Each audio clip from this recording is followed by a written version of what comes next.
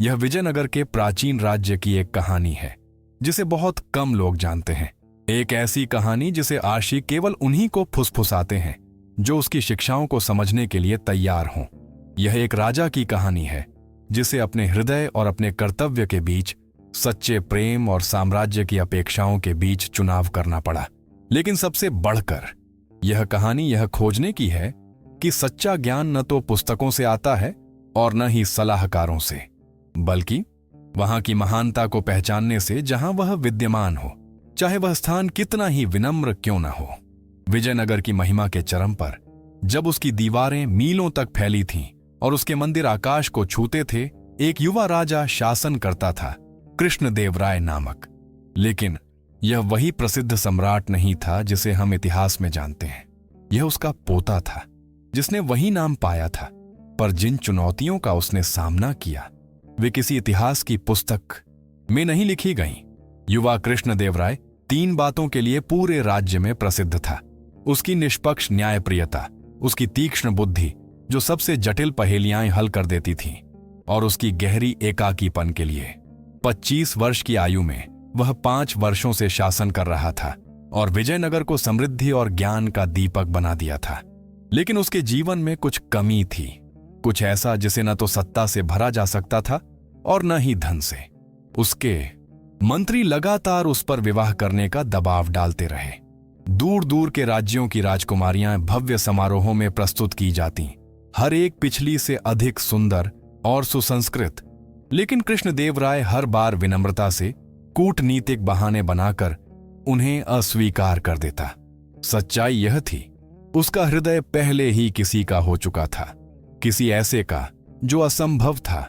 उसका नाम था कमला और वह एक दर्जन की बेटी थी। कहानी 3 वर्ष पहले शुरू हुई थी जब कृष्णदेवराय अभी राजकुमार था और राज्य के विद्वानों से शिक्षा प्राप्त कर रहा था। एक दोपहर वह भेष बदलकर महल से निकल गया। यह उसकी एक गुप्त आदत थी ताकि वह अपने लोगों को बिना राजसी दूरी के देख सके। वह बाजार से गुजर रहा था, व्यापारियों और कारीगरों को देखता हुआ, जब उसने एक आवाज सुनी। वह गा रही थी, कोई दरबारी गीत नहीं बल्कि एक साधारण लोकगीत, तुंगभद्रा नदी और विजयनगर की हरी पहाड़ियों के बारे में। लेकिन उस आवाज में कुछ ऐसा था जिसने उसे रोक दिया। उसमें सच्ची प्रसन्नता थी, एक पवित्रता जो महल में शायद ही कभी सुनाई देती थी, जहां गीत भी गणना के साथ गाए जाते थे। कृष्णदेवराय उस आवाज का पीछा करता हुआ एक छोटी सिलाई की कार्यशाला तक पहुंचा। खुली खिड़की से उसने देखा एक युवती करघे पर काम कर रही थी। उसकी उंगलियां निपुणता से चल रही थीं जबकि वह गा रही थी। वह 18 वर्ष से अधिक की नहीं लगती थी। उसके काले बालों में साधारण फूल गूंथे थे, धूप से सांवला रंग और आंखों में जीवंत बुद्धिमत्ता की चमक। उसे आगे बढ़ जाना चाहिए था, उसे अपनी चाल जारी रखनी चाहिए थी और जो देखा उसे भूल जाना चाहिए था। लेकिन कुछ उसे रोक रहा था। शायद वह जिस तरह हंसती थी मानो कठिन परिश्रम भी एक आनंद हो, बोझ नहीं। शायद वह जिस श्रद्धा से हर कपड़े को छूती थी मानो वस्त्र नहीं बल्कि कला रच रही हो। उसी समय भीतर से एक वृद्ध स्त्री ने पुकारा, स्पष्टतः कमला की माता। युवती ने उत्तर दिया और कृष्णदेवराय ने पहली बार उसकी बोली सुनी। वह केवल मधुर नहीं थी, उसमें विवेक था, आत्मविश्वास था। वह कढ़ाई के नमूनों पर चर्चा कर रही थी, जैसे अपने काम को गहराई से समझती हो। कृष्णदेवराय जानता था कि उसे वहां से चले जाना चाहिए, लेकिन इसके बजाय वह भीतर चला गया। क्षमा करें बाधा डालने के लिए, उसने सिर थोड़ा झुकाकर कहा, ताकि उसका चेहरा न पहचाना जाए। सुना है कि यह विजयनगर की सबसे कुशल दर्जिन है। वृद्धा लक्ष्मी ने उसे संदेह भरी दृष्टि से देखा, जैसे कोई जिसने जीवन भर कठिनाई से लोगों को परखा हो। और तुम्हारे जैसे युवक को एक गरीब दर्जिन के कपड़ों से क्या काम? कृष्णदेवराय ने महसूस किया कि उसने गलती कर दी है। भले ही वह भेष में था, उसके वस्त्र चाहे सादे हों, बहुत उम्दा कपड़े के बने थे। उसकी मुद्रा, उसका बोलने का तरीका सब राजसी थे। मैं एक उपहार चाहता हूं, उसने तुरंत कहा, अपनी माता के लिए, ऐसा जो प्रेम से बनाया गया हो, न कि धनी व्यापारियों से खरीदा गया। तभी कमला बोली, उसकी आंखों में जिज्ञासा चमक उठी। आपकी माता अवश्य ही बहुत विशेष होंगी जो ऐसी भावना के योग्य हैं। थीं, कृष्णदेवराय ने कहा, और उसकी आवाज में जो पीड़ा थी वह बनावटी नहीं थी। उसकी माता का देहांत तब हो गया था जब वह 12 वर्ष का था, लेकिन मैं उनकी स्मृति में मंदिर को भेंट देना चाहता हूं, शायद एक कढ़ाई किया हुआ साड़ी देवी को सजाने के लिए। लक्ष्मी ने थोड़ा राहत की सांस ली। मंदिर के लिए भेंट एक सम्मानजनक बात थी। हम यह कर सकते हैं, इसमें कुछ सप्ताह लगेंगे। मेरे पास समय है, कृष्णदेवराय ने कहा, और इस प्रकार सब कुछ शुरू हुआ। वह 1 सप्ताह बाद काम की प्रगति देखने लौटा, फिर 2 सप्ताह बाद, फिर 3। हर मुलाकात पिछली से अधिक लंबी होती गई। वह स्वयं को कमला के साथ हर विषय पर बातें करते हुए पाता, दर्शन से लेकर कविता तक, इतिहास से लेकर कला तक। उसकी आश्चर्य की बात यह थी कि वह न केवल सुंदर थी बल्कि विलक्षण बुद्धिमान भी थी। वह संस्कृत पढ़ सकती थी, एक स्थानीय पुजारी से वेदों का अध्ययन करती थी जो गरीब बच्चों को निःशुल्क शिक्षा देता था, और धर्म, कर्म तथा जीवन के अर्थ पर उसकी अपनी गहरी राय थी। तुम असामान्य हो, उसने एक दिन कहा जब वह उसे काम करते हुए देख रहा था। क्योंकि मैं पढ़ती हूं? कमला ने बिना ऊपर देखे पूछा। मेरे पिता, जो अब नहीं रहे, उन्होंने जोर देकर कहा था कि मैं शिक्षित बनूं। उन्होंने कहा था कि मन किसी जाति को नहीं जानता, केवल अज्ञान या ज्ञान को। तुम्हारे पिता बुद्धिमान थे।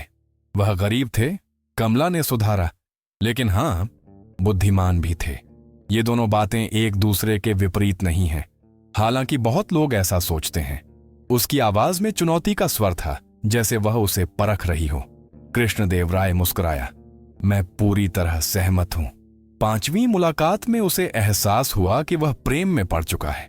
7वीं में उसे एहसास हुआ कि कमला भी कुछ महसूस करती है, भले ही उसे छिपाने की कोशिश कर रही थी। और 10वीं मुलाकात में उसका भेष खुल गया। यह साधारण रूप से हुआ। महल का एक प्रहरी जो गुमशुदा राजकुमार की तलाश कर रहा था, उसे दर्जन की कार्यशाला में प्रवेश करते देख बैठा। वह प्रहरी, वफादार परंतु मूर्ख, तुरंत झुक गया और चिल्लाया, महाराज! कृष्णदेवराय ने देखा कि कमला का चेहरा सफेद पड़ गया। उसने उसकी आंखों में समझ की झलक देखी, पहले हैरानी, फिर धोखे जैसी पीड़ा। आपने झूठ बोला, उसने धीमे स्वर में कहा जब प्रहरी को विदा कर दिया गया। मैंने झूठ नहीं बोला, बस पूरी सच्चाई नहीं बताई। दोनों एक ही बात हैं। उसकी आवाज अब ठंडी थी। आप यहां क्यों आए? क्या साधारण लोगों के साथ खेल खेलने के लिए? यह देखने के लिए कि हम कितने भोले हैं? नहीं, कृष्णदेवराय आगे बढ़ा, बेताबी से चाहता था कि वह समझे। मैं इसलिए आया क्योंकि मैंने तुम्हें गाते सुना और उसमें कुछ सच्चा पाया, कुछ ऐसा जो महल में कभी नहीं देखा। और मैं लौटता रहा क्योंकि वह रुक गया, यह समझते हुए कि वह सब कहने जा रहा था जो सब कुछ और उलझा देगा। क्यों? कमला ने मांग की। उसकी आंखें अधूरे आंसुओं से चमक रही थीं। क्योंकि मैं तुमसे प्रेम करने लगा हूं। कृष्णदेवराय ने बस इतना कहा। इसके बाद जो मौन छाया वह भारी था। लक्ष्मी, जिसने यह सब देखा था, अपने साड़ी के किनारे को कसकर पकड़ ली। उसके चेहरे पर भय साफ झलक रहा था। अंततः कमला ने कहा, तो आप मेरी सोच से भी अधिक मूर्ख हैं। शायद, लेकिन मेरा हृदय जाति या प्रोटोकॉल नहीं जानता, लेकिन दुनिया जानती है, कमला ने कटु स्वर में कहा। और आप राजकुमार हैं, शीघ्र ही राजा बनेंगे। आप जिसे चाहें उससे प्रेम करने की स्वतंत्रता नहीं रखते। आपका विवाह एक राजनीतिक गठबंधन होगा, राज्यों का मिलन। मैं एक दर्जन की बेटी हूं, हम एक ही दुनिया के नहीं हैं। तो मैं दुनिया बदल दूंगा, कृष्णदेवराय ने कहा, युवावस्था और शक्ति के अहंकार के साथ। आप नहीं कर सकते, लक्ष्मी ने पहली बार बोला। उसकी आवाज कांप रही थी।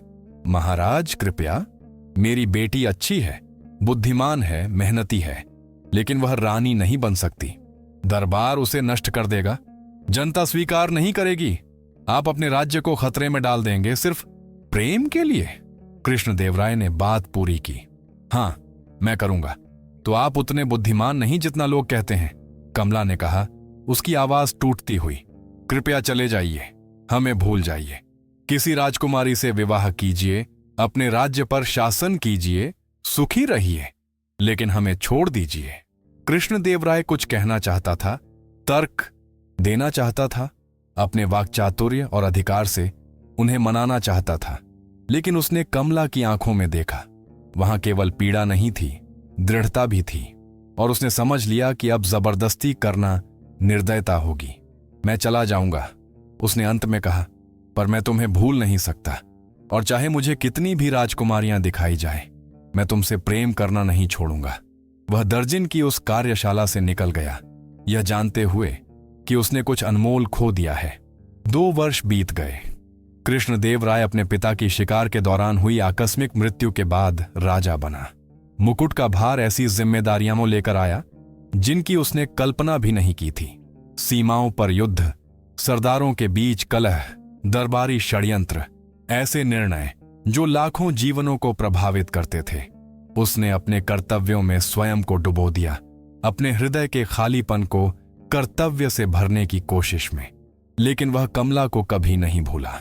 कभी कभी रात के देर घंटों में वह भेष बदलकर महल से निकलता और गलियों में चलता हुआ उस कार्यशाला तक पहुंचता। वह कभी भीतर नहीं जाता, बस दूर से देखता, उसे दीपक की रोशनी में काम करते हुए, और कभी कभी उसकी गूंजती हुई मधुर आवाज सुनता। कमला जानती थी कि वह वहां है। कभी कभी वह अपना काम रोक देती और खिड़की की ओर देखती, मानो उसकी उपस्थिति को महसूस कर सकती हो। लेकिन उसने कभी उसे भीतर आने के लिए नहीं बुलाया, और वह कभी बिना बुलावे के नहीं गया। दरबार का दबाव कि वह विवाह करे असहनीय हो गया। उसका प्रधान सलाहकार, एक वृद्ध ब्राह्मण जिसका नाम विद्यारण्य था, अंततः उससे मिला। महाराज, वृद्ध ने कहा, उस आत्मीयता के साथ जो किसी ने बचपन से उसे जाना हो, आप हमेशा अकेले शासन नहीं कर सकते। आपको एक रानी चाहिए, उत्तराधिकारी चाहिए, राज्य को स्थिरता चाहिए। मैं तर्क समझता हूं, कृष्णदेव राय ने उत्तर दिया, पर हृदय का अपना तर्क होता है। विद्यारण्य ने लंबी सांस ली। मुझे उस दर्जिन की बेटी के बारे में पता है। मैं अंधा नहीं हूं महाराज, लेकिन आपको समझना होगा, जो आप मांग रहे हैं वह असंभव है। क्यों? कृष्णदेव राय ने चुनौती दी। क्या मैं राजा नहीं हूं? क्या मैं कानून नहीं बना सकता?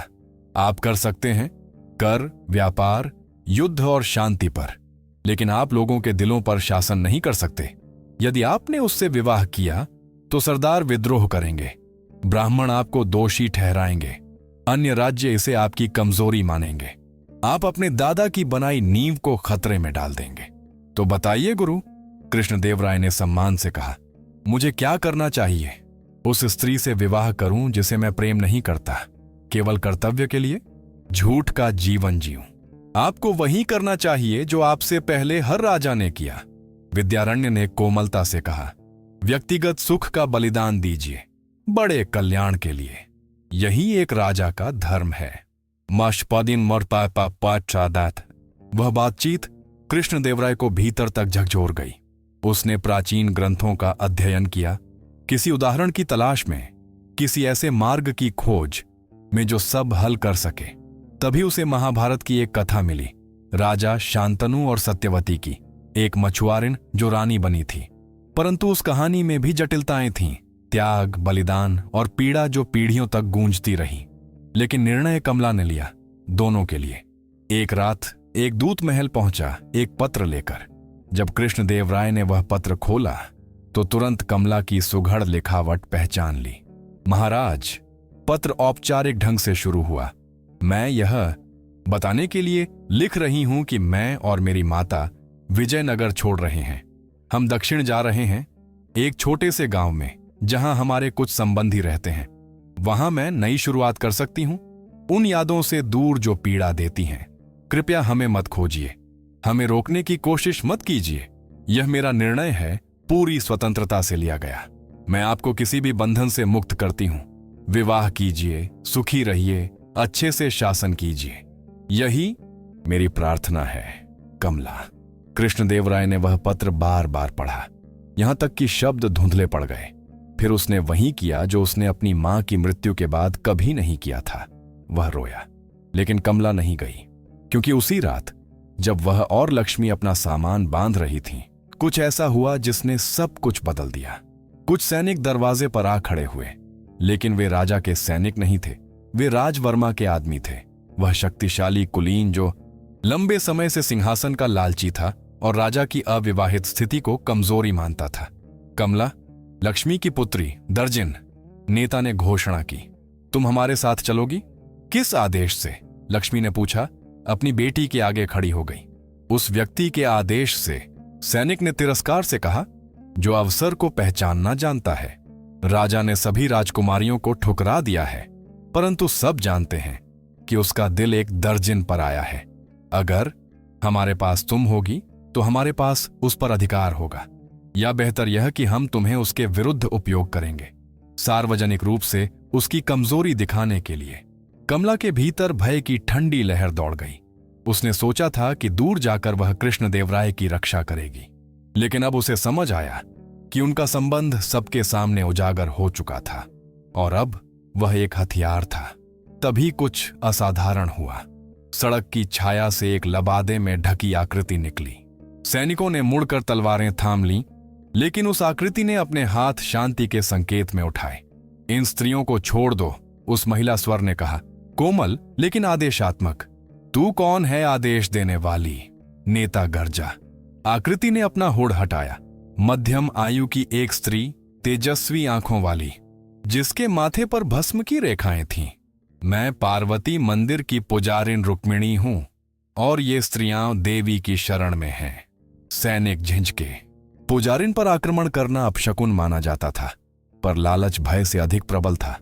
हट जा पुजारिन, हमें तुझसे कोई झगड़ा नहीं चाहिए, तो मेरे पार होकर जाने की कोशिश मत करना, रुक्मिणी ने कहा। उसकी आंखों में एक ऐसी चमक थी मानो दिव्यता की, जिसने पुरुषों को अनायास पीछे हटने पर मजबूर कर दिया। तभी मुख्य सड़क की ओर से शोर गूंजा और सैनिकों का एक और दल वहां पहुंचा। इस बार वे राज चिन्ह वाला ध्वज लिए हुए थे। राजा की अंगरक्षक टुकड़ी का प्रमुख वेंकट 20 सैनिकों के साथ आगे आया।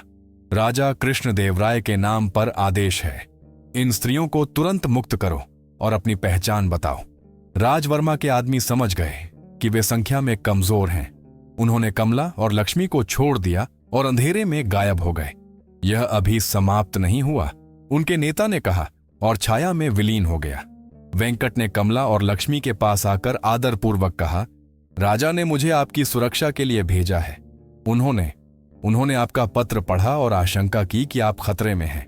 कमला के भीतर भावनाओं का तूफान उमड़ा। राहत, क्योंकि वे सुरक्षित थीं। झुंझलाहट, क्योंकि कृष्णदेवराय अब भी उसकी परवाह कर रहा था। और वह भावना जिसे वह नकारना चाहती थी, प्रेम। राजा को मेरा धन्यवाद कहिए, उसने औपचारिक स्वर में कहा, पर मैं फिर भी जाना चाहती हूं। अब वह संभव नहीं, वेंकट ने शांत स्वर में कहा। आपने आज उन लोगों को देखा है जो आप पर हमला करने आए थे। वे राजवर्मा के आदमी हैं, गद्दार। यदि आप जाएंगी तो वे आपको ढूंढ लेंगे और राजा के विरुद्ध उपयोग करेंगे। आपकी सुरक्षा अब केवल महल के भीतर ही है। महल में? लक्ष्मी लगभग चीख उठी।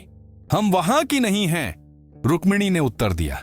कभी कभी भाग्य हमें वहीं ले जाता है जहां हमें होना चाहिए, न कि जहां हम स्वयं को योग्य समझते हैं। उसने सीधे कमला की ओर देखा। इसमें एक उद्देश्य है, बच्ची। देवता दो हृदयों को यूं ही नहीं मिलाते। और इस तरह कमला और लक्ष्मी को महल ले जाया गया, कैदियों के रूप में नहीं, बल्कि राज सुरक्षा के तहत अतिथियों के रूप में। उन्हें सुसज्जित पर साधारण कक्षों में रखा गया, मुख्य शाही विंग से दूर, जहां दरबारी और कुलीन रहते थे। जब यह समाचार कृष्णदेवराय को मिला तो उसने राहत और निराशा दोनों महसूस की। कमला सुरक्षित थी, पर अब और निकट और आकर्षक, और फिर भी उतनी ही असंभव। अगली सुबह वह उससे मिलने गया, विद्यारण्य को उचित साक्षी के रूप में साथ लेकर। मुझे क्षमा करें, उसने कहा, मेरा उद्देश्य आपको यहां बंदी बनाना नहीं था। मैं बंदी नहीं हूं, कमला ने कहा, यद्यपि उसकी आंखें कुछ और कह रही थीं। मैं सुरक्षित हूं।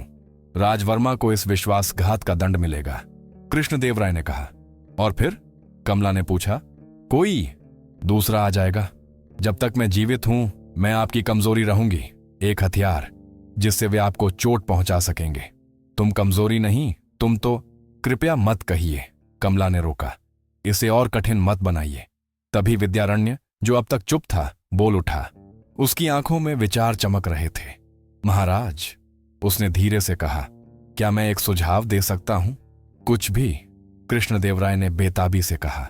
एक प्राचीन प्रथा है स्वयंवर, एक प्रतियोगिता जहां वधू अपने वर को जन्म से नहीं बल्कि गुण से चुनती है। कृष्णदेवराय ने भौहें चढ़ाईं। स्वयंवर तो राजकुमारियों के लिए होता है, राजकुमारों में से चुनने को, परंपरागत रूप से हां, लेकिन उसका सार है मूल्य के आधार पर चयन। यदि कमला स्वयंवर आयोजित करे, ऐसा प्रतियोगिता जहां केवल असाधारण पुरुष ही विजय पा सके, कुलीन कभी स्वीकार नहीं करेंगे। लक्ष्मी ने कहा, वे करेंगे यदि इसे सही तरह प्रस्तुत किया जाए। विद्यारण्य ने उत्तर दिया, यदि हम कहें कि राजा ने अपनी बुद्धिमत्ता में यह घोषणा की है कि विवाह केवल जन्म से नहीं बल्कि योग्यता से तय होंगे, कि जो कोई भी किसी भी जाति से अपने ज्ञान, साहस और करुणा से स्वयं को योग्य सिद्ध करता है, वह किसी भी स्त्री का अधिकारी है, यह तो क्रांतिकारी होगा। कृष्णदेवराय ने कहा, पर उसकी आवाज में आशा थी, यह सच्चा धर्म होगा। विद्यारण्य ने कहा, क्या यही तो शास्त्र नहीं सिखाते कि व्यक्ति का मूल्य उसके कर्मों से तय होता है, जन्म से नहीं। कमला ने अविश्वास से दोनों को देखा। क्या आपको सच में लगता है कि ब्राह्मण और कुलीन इसे स्वीकार कर लेंगे? यदि इसे राजा की बुद्धि की परीक्षा के रूप में प्रस्तुत किया जाए तो शायद, विद्यारण्य ने कहा। और यदि चुनौती ऐसी हो कि केवल वास्तव में राजसिक गुणों वाला व्यक्ति ही जीत सके? संकेत स्पष्ट था, प्रतियोगिता कृष्णदेवराय के लिए बनाई जाएगी, पर इतनी निष्पक्ष होनी चाहिए कि कोई आपत्ति न उठा सके। यह जोखिम भरा है, कृष्णदेवराय ने कहा। जो चीज मूल्यवान है वह हमेशा जोखिम भरी होती है, विद्यारण्य ने उत्तर दिया। कमला ने दोनों की ओर देखा, फिर अपनी मां की ओर। और यदि मैं मना कर दूं, यदि मैं कहूं कि मुझे यह सब नहीं चाहिए? कृष्णदेवराय ने दृढ़ता से कहा, तो मैं तुम्हारे निर्णय का सम्मान करूंगा सदा, लेकिन मुझे यह संभावना देनी थी। कमला ने आंखें बंद कर लीं। उसने हमेशा व्यवहारिक जीवन जिया था, जानती थी कि परियों की कहानियां दर्जन की बेटियों के लिए नहीं होती, पर अब एक ऐसी कथा उसके सामने थी, रजत थाल में सजी हुई। क्या वह इसे स्वीकार करने का साहस कर सकती थी? चुनौती क्या होगी? उसने अंततः पूछा। विद्यारण्य मुस्कुराया।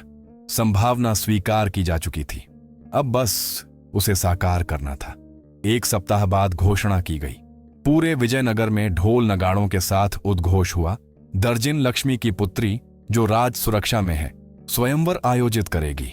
कोई भी पुरुष, चाहे उसका जन्म किसी भी जाति में हुआ हो, जो 3 परीक्षाएं ज्ञान, साहस और करुणा सफलतापूर्वक पूरी करे, उसे उसका हाथ पाने योग्य माना जाएगा। प्रतिक्रिया वैसी ही थी जैसी अपेक्षित थी। कुलीन आक्रोशित, ब्राह्मण विचलित, परंतु जनसाधारण मंत्रमुग्ध। यहां एक कथा थी जो युगों तक सुनाई जाएगी, दर्जन और राजा की कथा। और क्योंकि स्वयं राजा ने घोषणा की थी कि वह भी अन्य पुरुषों की तरह भाग लेगा, बिना उपाधि, केवल योग्यता से आंका जाएगा, इसलिए कोई कुलीन मना नहीं कर सका, वरना कायर कहलाता। 67 पुरुषों ने भाग लेने के लिए नाम दिया, छोटे राज्यों के राजकुमार जो विजयनगर से संबंध चाहते थे, कुलीनों के पुत्र जो उन्नति के आकांक्षी थे, योद्धा जो यश की तलाश में थे, धनवान व्यापारी जो प्रतिष्ठा चाहते थे, और स्वयं कृष्णदेवराय जो बस एक विद्वान के वेश में पहुंचा। मनी पहली परीक्षा की घोषणा महल के विशाल सभागार में की गई, जो दर्शकों से खचाखच भरा था। पहली परीक्षा बुद्धि की है, विद्यारण्य ने घोषणा की। प्रत्येक प्रत्याशी को एक पहेली दी जाएगी, जो सबसे गहरी समझ दिखाएगा वही आगे बढ़ेगा। पहेलियां बांटी गईं। वे उपनिषदों के दार्शनिक प्रश्न थे, जटिल गणितीय समस्याएं और ऐसे नैतिक द्वंद्व जिनके उत्तर सरल नहीं थे। एक एक कर प्रत्याशी उत्तर देने लगे। कुछ ने चतुराई दिखाई, कुछ ने सतही उत्तर दिए। जब कृष्णदेवराय की बारी आई तो उनके उत्तरों ने केवल ज्ञान ही नहीं बल्कि प्रश्नों के पीछे छिपे सत्य की गहन समझ भी प्रकट की। परंतु सबकी आश्चर्य की बात यह थी कि वे अकेले नहीं थे। एक युवा ब्राह्मण रामानंद ने भी उतनी ही गहराई से उत्तर दिए, और एक योद्धा ध्रुव ने नीति और रणनीति की अद्भुत समझ दिखाई। 20 पुरुष दूसरे परीक्षण के लिए चुने गए। दूसरी परीक्षा साहस की है, विद्यारण्य ने कहा, लेकिन युद्ध का नहीं, अपने भीतर की सच्चाई का सामना करने का साहस। यह परीक्षा अधिक निजी थी। हर व्यक्ति को अकेले एक कक्ष में ले जाया गया, जहां पुजारिन रुक्मिणी उनकी प्रतीक्षा कर रही थी। उसके पास पीढ़ियों से प्राप्त एक वरदान था, लोगों की नकाबों के आर पार देखने की शक्ति। वह प्रत्येक से पूछती, मुझे बताओ, तुम सच में कमला से विवाह क्यों करना चाहते हो? उत्तर विविध थे। कुछ ने महत्वाकांक्षा स्वीकार की, कुछ ने उसकी सुंदरता के प्रति आकर्षण जताया। एक ने तो यहां तक कहा कि वह राजा को नीचा दिखाना चाहता है, यह सिद्ध करने के लिए कि वह उसका परीक्षण जीत सकता है। जब कृष्णदेव राय की बारी आई, उन्होंने पुजारिन की आंखों में सीधे देखा और कहा, क्योंकि उसके बिना मैं अधूरा हूं, वह मुझे बेहतर बनाती है। इस मुखौटों और झूठ से भरी दुनिया में वही मेरी एकमात्र सच्चाई है। रुक्मिणी ने सिर हिलाया, और अगर तुम जीत जाओ, पर दरबार तुम्हें अस्वीकार करे, विद्रोह हो जाए, तुम्हारा सिंहासन चला जाए, तो कम से कम मैंने एक सत्य जिया होगा, झूठा राज्य नहीं। 10 पुरुष अंतिम परीक्षा के योग्य घोषित हुए। तीसरी परीक्षा करुणा की है, विद्यारण्य ने कहा। हर प्रत्याशी को न केवल बुद्धि या वीरता, बल्कि सच्ची दयालुता दिखानी होगी। यह सबसे कठिन परीक्षा थी। प्रत्येक व्यक्ति को भेष बदलकर नगर भेजा गया, केवल साधारण वस्त्रों और थोड़े से धन के साथ। उन्हें 3 दिन आम लोगों की तरह जीना था, काम करना था, लोगों से मिलना था। गुप्त निरीक्षक उनकी हर क्रिया पर नजर रख रहे थे। 3 दिनों में सबकी असली प्रकृति सामने आ गई। ब्राह्मण रामानंद, जो दरबार में बहुत प्रभावशाली थे, ने निम्न जातियों के मजदूरों के प्रति घृणा दिखाई। योद्धा ध्रुव ने अपनी शक्ति का उपयोग रक्षा के लिए नहीं, डराने के लिए किया। एक एक कर सबकी कमजोरियां उजागर हुईं। कृष्णदेव राय, जो पहले से भेष बदलने के आदी थे, नगर में ऐसे चले जैसे वहीं के निवासी हों। उन्होंने एक वृद्ध को भारी बोरे उठाने में मदद की, अपना भोजन भूखे बच्चों के साथ बांटा, मजदूरों के बीच बैठकर उनके करों और न्याय से जुड़े दुख सुने और मन ही मन बदलाव की योजना बनाई। तीसरे दिन उन्होंने सड़क पर एक बीमार स्त्री को देखा, जिसे उसके परिवार ने कोढ़ के कारण त्याग दिया था। सब लोग घृणा से दूर जा रहे थे। कृष्णदेव राय रुके, अपने बचे हुए धन से भोजन खरीदा, उसे खिलाया और फिर मंदिर के चिकित्सालय ले गए, जहां वैद्यों ने उसका इलाज किया। निरीक्षक ने सब कुछ विद्यारण्य को बताया। 3 दिन पूरे होने पर केवल 3 पुरुष योग्य पाए गए। कृष्णदेव राय, अशोक नामक एक युवा वैद्य, जिसने करुणा और ज्ञान दोनों दिखाए, और आश्चर्यजनक रूप से एक विनम्र किसान गोपाल, जिसने शिक्षा न होते हुए भी स्वाभाविक बुद्धि और शुद्ध हृदय का परिचय दिया। अंतिम निर्णय कमला को करना था। उसे सिंहासन कक्ष में लाया गया, जो अब अंतिम समारोह के लिए सुसज्जित था। तीनों अंतिम प्रत्याशी अपने असली रूप में खड़े थे। कमला ने जब देखा कि उनमें से एक कृष्णदेव राय हैं, उसका हृदय सिहर उठा। वह चाहती थी कि वह असफल हो, ताकि निर्णय आसान हो जाता, परंतु उसने ईमानदारी से विजय प्राप्त की थी। विद्यारण्य ने नियम बताए। कमला प्रत्येक प्रत्याशी से एक प्रश्न पूछेगी। उनके उत्तरों के आधार पर वह अपना निर्णय देगी। पहले वह वैद्य अशोक के पास गई। यदि विवाह के बाद पता चले कि हम संतान नहीं पा सकते, तो तुम क्या करोगे? अशोक ने सोचकर कहा, हम गोद लेंगे। बहुत से बच्चे हैं जिन्हें घर की जरूरत है। प्रेम के लिए रक्त साझा करना आवश्यक नहीं। कमला ने सिर हिलाया। उत्तर करुणामय और व्यावहारिक था। फिर वह किसान गोपाल के पास गई। यदि मैं गंभीर रूप से बीमार पड़ जाऊं और बोझ बन जाऊं, तो तुम क्या करोगे? गोपाल ने तुरंत कहा, मैं तुम्हारी सेवा करूंगा, जैसे मेरे माता पिता ने जीवन भर एक दूसरे की। यही सच्चा प्रेम है। सरल पर गहरा उत्तर। अंत में वह कृष्णदेव राय के पास पहुंची। 2 वर्षों से जिन आंखों को भूलने की कोशिश की थी, उन्हीं में देखा। यदि मुझसे विवाह करने के कारण तुम्हें सब कुछ खोना पड़े, शक्ति, पद, राज्य, तो क्या तुम पछताओगे? सभा में सन्नाटा छा गया। सब जानते थे यह केवल प्रेम का नहीं, जीवन का प्रश्न था। कृष्णदेव राय ने शांत स्वर में कहा, कभी नहीं, क्योंकि तुम्हारे बिना मेरे पास जो कुछ है वह अर्थहीन है। तुम्हारे साथ चाहे निर्धनता में भी मैं धनी रहूंगा। कमला की आंखों से आंसू बह निकले। और अगर मैं स्वयं तुमसे कहूं कि मुझे छोड़ दो, किसी राजकुमारी से विवाह कर लो, अपने राज्य के लिए बलिदान दो, तो मैं पूछूंगा, मैं कैसा राजा हूं यदि अपने हृदय की सबसे सच्ची बात से विश्वासघात कर दूं, यदि अपने कर्मों से अपने लोगों को सिखाऊं कि सुविधा के लिए मानवता त्यागनी चाहिए। नहीं, मैं झूठा राजा बनने से बेहतर ईमानदार मनुष्य बनना चाहूंगा। सभा में फुसफुसाहट गूंज उठी, कुछ चकित, कुछ प्रशंसक। कमला ने आंखें बंद की, गहरी सांस ली और कहा, अशोक, तुमने ज्ञान और दया दिखाई। गोपाल, तुमने सच्चा हृदय और निष्ठा। परंतु वह कृष्णदेवराय की ओर मुड़ी। यहां केवल एक व्यक्ति है जो मेरी आत्मा को वैसे ही जानता है जैसे मैं उसकी जानती हूं। केवल एक, जिसने मुझे वह बनने की प्रेरणा दी जो मैं बन सकती हूं। मैं उसी को चुनती हूं। सभा में कोलाहल मच गया। कुलीन चिल्लाने लगे। ब्राह्मणों ने शास्त्रों के उद्धरण दिए, पर बाहर खड़ा जनसमूह उल्लास में फूट पड़ा। विद्यारण्य ने हाथ उठाकर कहा, स्वयंवर प्राचीन नियमों के अनुसार हुआ है। वधू ने सच्चे गुणों के आधार पर चुना है। यहां कौन है जो कहे कि नियमों का उल्लंघन हुआ? कोई उत्तर न दे सका। तभी विश्वासघाती रईस राजवर्मा आगे बढ़ा। शायद नियम माने गए हों, पर ऐसा कौन सा राजा है जो अपने हृदय को राज्य से ऊपर रखता है, जो एक दासी की खातिर गठबंधनों को जोखिम में डाल देता है? तभी एक नई आवाज गूंजी। वह राजा जो जानता है कि असली शक्ति सुविधा से नहीं, सत्य निष्ठा से आती है। सबने देखा, रुक्मिणी खड़ी थी। उसके चारों ओर दिव्य प्रकाश फैला हुआ था। तुम सब धर्म की बातें करते हो, उसने कहा, पर भूल गए कि धर्म नियमों का अंधानुकरण नहीं, बल्कि सत्य और न्याय का मार्ग है। इस राजा ने तीनों का पालन किया है। फिर उसने कहा, और यदि तुम वंश की बात करते हो तो जानो, कमला भी शाही रक्त की है। उसके पिता दक्षिण के एक छोटे राज्य के राजकुमार थे, जिन्होंने युद्ध में सब खोकर सादगी से जीवन बिताया। सभा स्तब्ध रह गई। रुक्मिणी ने निष्कर्ष दिया, इसलिए जन्म नहीं, कर्म मनुष्य का मूल्य तय करते हैं। कृष्णदेवराय आगे बढ़े। यही वह उदाहरण है जो मैं अपने राज्य में स्थापित करूंगा। योग्यता जन्म से नहीं, कर्म से ऊंची होगी। कुछ रईस क्रोधित होकर चले गए, पर अधिकांश रुके रहे। जनता ने उत्सव मनाया जो कई दिनों तक चला।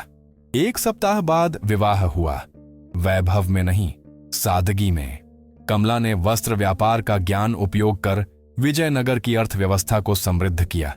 सभी जातियों के बच्चों के लिए विद्यालय खोले और महामारी के समय स्वयं रोगियों की सेवा की। कृष्णदेवराय ने दिखाया कि प्रेम राजा को दुर्बल नहीं, बल्कि न्यायपूर्ण बनाता है। साथ मिलकर उन्होंने विजयनगर को केवल शक्ति या वैभव का नहीं, बल्कि सच्चे मूल्यों का प्रतीक बनाया। और जब वर्षों बाद उनके बच्चे हुए, उन्हें यह सिखाया गया, राजसत्ता अधिकार नहीं, जिम्मेदारी है। उनकी कथा भारत भर में फैल गई। पहले दंत कथा, फिर अमर गाथा बन गई और हर बार सुनाई गई। एक ही शिक्षा दी, सच्चा धर्म अंधानुकरण में नहीं, बल्कि सही करने के साहस में है, चाहे उसकी कीमत सब कुछ क्यों ना हो। क्योंकि अंततः हमें हमारे जन्म से नहीं, बल्कि हमारे कर्मों से आंका जाता है। और सच्चा प्रेम जो सीमाओं को लांघे और परंपराओं को चुनौती दे, वही सबसे साहसी चुनाव है। यह है कृष्णदेवराय और कमला की कथा। वह राजा जिसने परंपरा पर सत्य को चुना, और वह स्त्री जिसने सिद्ध किया कि असली कुलीनता रक्त में नहीं, हृदय में बसती है।